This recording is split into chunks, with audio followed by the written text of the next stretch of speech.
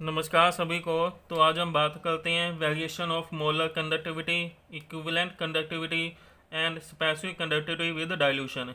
यदि हम डाइल्यूशन कर देते हैं तो मोलर कंडक्टिविटी, इक्विवेलेंट कंडक्टिविटी और स्पेसिफिक कंडक्टिविटी पे क्या इफेक्ट पड़ता है। डाइल्यूशन का मतलब है if we increase the solvent, यदि हम सॉल्वेंट की कंसनट्रेशन सॉल्वेंट बढ़ा देते हैं तो इनकी कंडक्टिविटी पे क्या इफेक्ट पड़ता है। तो पहले मोलर कंडक्टिविटी किसके लिए होती है। जितनी conductivity 1 mole of the substance show करता है उसे हम बोलते हैं molar conductivity. Equivalent for the 1 gram equivalent and specific, it is the conductivity conductance produce from the 1 ml of solution. 1 cm³ of solution जितनी कंडक्टिविटी प्रोड्यूस करता है उसे हम बोलते हैं स्पेसिफिक कंडक्टिविटी। अब इन तीनों में से हमने बताना है कौन सी बढ़ेगी कौन सी कम होगी। तो पहले हम बात करते हैं मोलर कंडक्टिविटी की।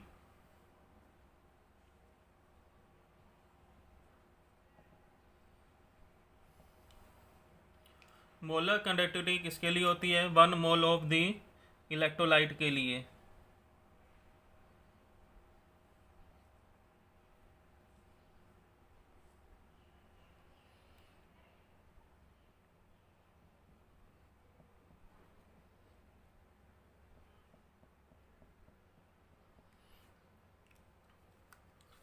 पहले हमारे पास सॉल्वेंट है, उसके अंदर इलेक्ट्रोलाइट है।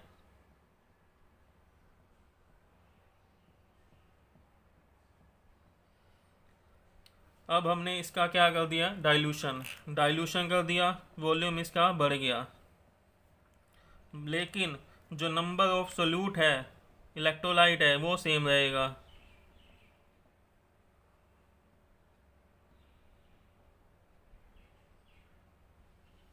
इलेक्ट्रोलाइट सेम है।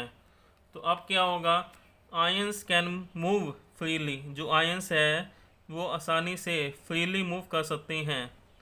तो molar conductivity upon dilution, dilution करने से बढ़ जाएगी क्योंकि ions can move freely and they can conduct more electricity. Same है for the equivalent conductivity. Dilution कर देंगे तो इक्विवेलेंट कंडक्टिविटी भी बढ़ जाती है क्योंकि सॉल्वेंट सोल्यूट जो है वो आसानी से मूव कर सकते हैं। अब हम बात करते हैं थर्ड, स्पेसिफिक कंडक्टिविटी की। स्पेसिफिक होता है for the 1 ml of the solution. मान लिया ये हमारे पास एरिया है 1 सेंटीमीटर 1 सेंटीमीटर। अब सेम एरिया में हम देखेंगे यहाँ अमाउंट ऑफ आयंस क्या हो गया, decrease. Amount of ions decrease. यदि अमाउंट ऑफ आयंस डिक्रीज हो जाता है तो आयंस कंडक्टिविटी क्या करेगा, लेस। तो specific conductivity upon dilution decrease हो जाएगी। ये ध्यान रखना है और MCQ क्वेश्चन में यही पूछा जाता है। बताओ कि अपॉन डाइल्यूशन स्पेसिफिक कंडक्टिविटी बढ़ेगी, कम होएगी या सेम रहती है। तो स्पेसिफिक कंडक्टिविटी कम हो जाती है क्योंकि हम स्पेसिफिक कंडक्टिविटी में 1 ml ऑफ सोल्यूशन की बात करते हैं या हम स्पेसिफिक वॉल्यूम की बात करते हैं। तो वॉल्यूम के अंदर जो आयंस है वो कम हो गए। आयंस कम हो गए, यदि वो आसानी से फ्रीली मूव कर सकते हैं लेकिन आयंस कम है तो कंडक्टिविटी इस एरिया में डिक्रीज हो जाएगी। नेक्स्ट हम बात करते हैं molar conductivity of weak electrolyte and strong electrolyte. तो फर्स्ट हम इसमें करते हैं molar conductivity of strong electrolyte.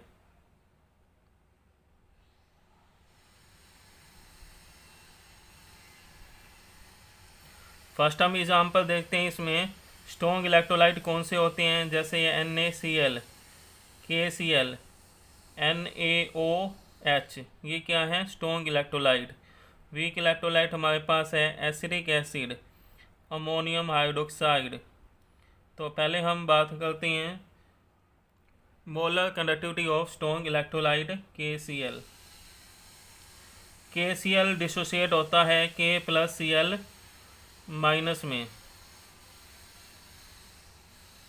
यदि हम डाइल्यूशन कर देते हैं तो आयंस आसानी से मूव कर सकते हैं, ये अभी हमने पहले बता दिया था। तो कंडक्टिविटी तो बढ़ेगी।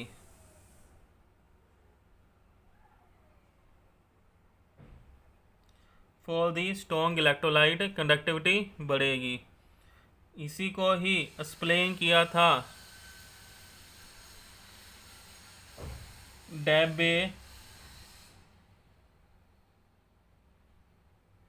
हुक्कल ने। डीबे हुक्कल ओनसागर इक्वेशन दी है। ये इक्वेशन हमें बताती है we can find out molar conductivity at any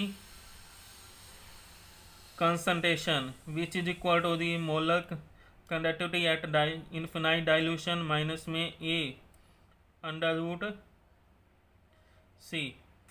यहाँ पे c है कंसंट्रेशन, a है constant, it's different for different electrolyte.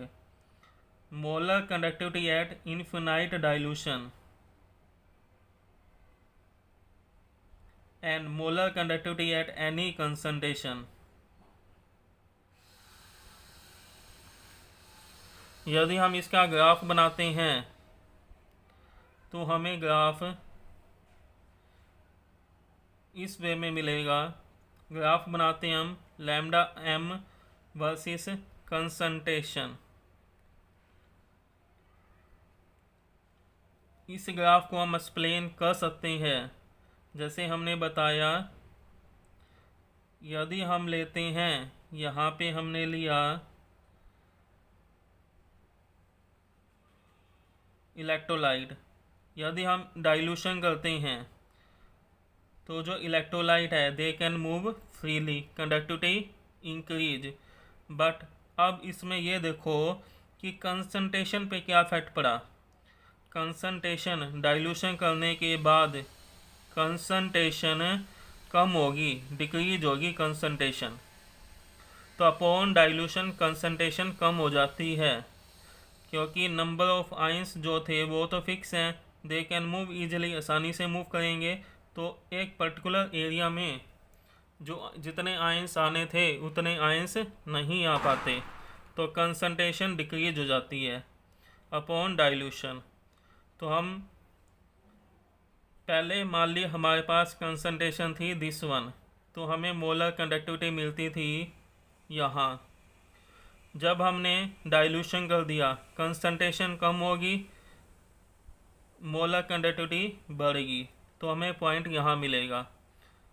तो इस वे में we will get the point. यदि हम इस पॉइंट को आपस में मिला देते हैं तो हमें इस वे में ग्राफ मिलेगा। यदि हम मोर अमाउंट में डाइल्यूशन करते जाएं तो कंसंट्रेशन क्या हो जाएगी, कंसंट्रेशन नियर अबाउट जीरो हो जाएगी। तो हम उसे बोलेंगे at infinite dilution. At infinite dilution concentration बहुत कम होगी।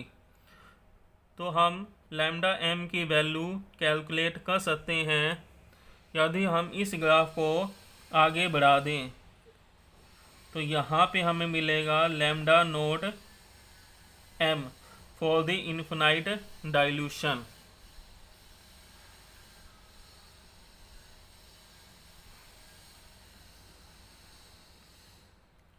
अब हम बात करते हैं फॉर द वीक इलेक्ट्रोलाइट। तो हमने यहाँ पे वीक इलेक्ट्रोलाइट लिया एसिटिक एसिड। एसिटिक एसिड पूरी तरह से आयनाइजेशन नहीं होता, पार्शली डिसोसिएट होता है, इस वे में डिसोसिएट हो जाएगा। बट जब हम डाइल्यूशन करते हैं अपॉन डाइल्यूशन करते हैं तो एसिटिक एसिड मोर अमाउंट में हमें देता है एसीटेट आयन और H आयन। लार्ज अमाउंट में हमें देगा। तो यदि हम इसका ग्राफ बनाते हैं for the weak electrolyte molar conductivity versus the concentration, तो जब हमने स्टार्टिंग में हमारे पास वीक इलेक्ट्रोलाइट है ये एसिटिक एसिड, तो मोलर कंडक्टिविटी ये इसके अकॉर्डिंग कम शो करेगा, स्ट्रॉन्ग इलेक्ट्रोलाइट के कंपेयर में कम शो करता है। तो हम पॉइंट नीचे बना रहे हैं। उसके बाद जैसे डाइल्यूशन किया तो हमें डिफरेंट पॉइंट मिलते हैं, लेकिन क्योंकि वीक इलेक्ट्रोलाइट है ये, ज़्यादा अमाउंट में जब हम डाइल्यूशन करते हैं तो ज़्यादा अमाउंट में एसीटेट आयन और एच आयन देगा, तो मोलर कंडक्टिविटी इसकी ज़्यादा इंक्रीज होएगी as compare to the strong electrolyte, क्योंकि स्ट्रॉन्ग इलेक्ट्रोलाइट में जितने भी K+Cl बनने थे, KCl जितने बने थे उतने पहले से ही बने होते हैं, इसमें और अमाउंट में डिसोशिएट होती हैं, तो इसकी कंडक्टिविटी ज़्यादा इंक्रीज होती है। तो यदि हम इस पॉइंट को आपस में मिला दें तो हमें इस वे में ग्राफ ऑब्टेन होता है।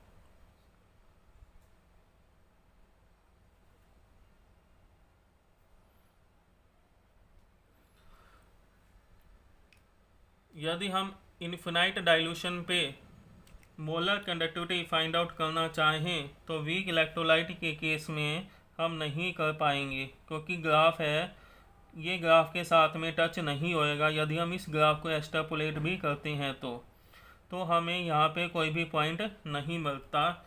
तो हम फॉर दी वीक इलेक्ट्रोलाइट के लिए मोलर कंडक्टिविटी फाइंड आउट नहीं कर सकते। We cannot find out molar conductivity for the weak electrolyte by this method. Again हम दोनों को देखते हैं। पहले हमने किया स्ट्रॉन्ग इलेक्ट्रोलाइट, उसके बाद किया weak electrolyte. Weak electrolyte strong electrolyte की कंडक्टिविटी लेस इंक्रीज होती है, वीक इलेक्ट्रोलाइट की कंडक्टिविटी अपॉन डाइल्यूशन ज़्यादा इंक्रीज होती है, क्योंकि एसिटेट आयंस ज़्यादा आयंस बना रही हैं। तो हमें at infinite dilution molar conductivity at infinite dilution की वैल्यू हमें यहाँ पे प्राप्त नहीं होती, लेकिन यहाँ हमें प्राप्त हो रही है। तो ये था molar conductivity of strong and weak electrolyte. अब वीक इलेक्ट्रोलाइट की यदि हम कंडक्टिविटी फाइंड आउट करना चाहें तो हम इसे कर सकते हैं बाय दी कोहोलरास लॉ।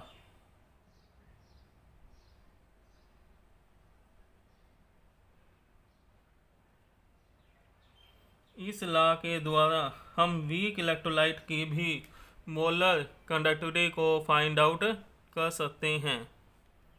तो अब ये लॉ क्या है और इसकी एप्लीकेशन क्या क्या है, ये हम नेक्स्ट वीडियो में डिस्कस करेंगे।